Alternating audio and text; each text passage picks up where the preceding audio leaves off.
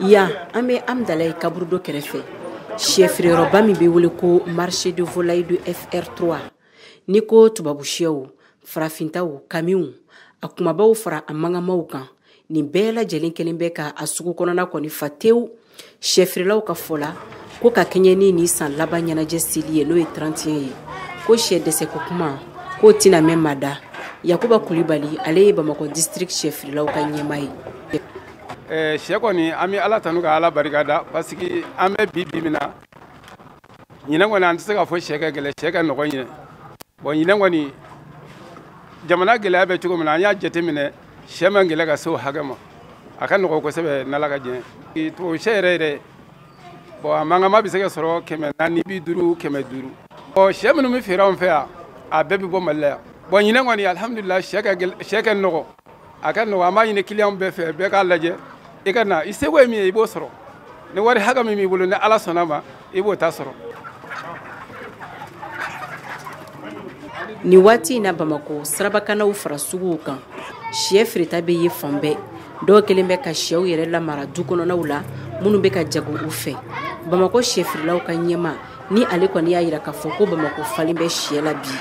FR3 sɛfeereyɔrɔ la sɛ sɔngɔ a bɛ daminɛ 450 ka taa bila 1000 ani kɔ la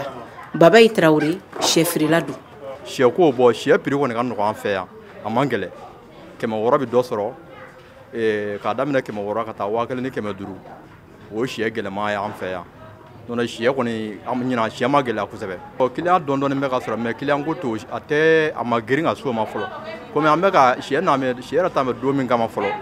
o don ma se fɔlɔ ka 31 don ma se o fɛn min ye ko daminɛ ye quoi mɔgɔ tɛ se ka fɔ ko marché bɛ yen ou bien tɛ se ka fɔ ko marché tɛ fɔlɔ mais an bɛ dugawu hali bi Ala ka marché di bɛɛ lajɛlen ma. Min ye sannikɛlaw ye ni waati in na a caman kɔni bɛ munumunu salu la wa a bɛɛ lajɛlen bɛ sɛ ɲɛnama nɔfɛ a barika dɔ bɔ a la a sɔngɔ bɛɛ de ye nin sabali i bɛ nin kumakan ninnu de mɛn ka caya feerekɛlaw ni sannikɛlaw ni ɲɔgɔn cɛ. Burama Tarawele n'ale yɛrɛ bɛ wele ko Rasta min ma se ka a ɲɛna sɛ kɔni sɔrɔ an ɲɛna a ka fɔ la ko ɲina sɛ ko da ka nɔgɔn ni salon ta ye. N ye dɔ sɔrɔ mais an ma bɛn a la kosɛbɛ fɔlɔ ko 600 ni 50 ko mais k'u b'a d'an ma 600 la bon an bɛna taa jateminɛ kɛ ka na lajɛ n'o tɛ salon a ka nɔgɔn ɲinɛ dɔɔni ni salon ye an bɛ taa jateminɛ kɛ ka na fɔlɔ dɛ parce que an b'a ko in da la a mɛnna. Madame Warima ni an ye ale fɛnɛ sɔrɔ sɛfeereyɔrɔ la ale kɔni sera ka sɛkuru 2 sɔrɔ. A ka nɔgɔn ka tɛmɛ salon ta kan sɛ bɛ sugu la yɛrɛ de bon ne kɔni ye min sɔrɔ ne sɔrɔ o belebelebaw yɛrɛ o ka kuma dɔɔni o sɔrɔ 600 la ne kɔni sera ka den 2 de san o la wa an ka ɲinan ta bɔ sinon a ka fisa sugu la ɲinan yɛrɛ de ka tɛmɛ san tɔw kan dɔɔni sɛ bɛ sugu la yɛrɛ. I n'a fɔ san o san 31 ɲɛkɔrɔla la sɛ feeretaw bɛ caya kosɛbɛ sabula maa caman b'u san ni ka taa denbayaw ni na hinɛ san yɛlɛma hukumu kɔnɔ. Ala ka san yɛlɛma hɛrɛ la ne ni aw bɛɛ lajɛlen ye.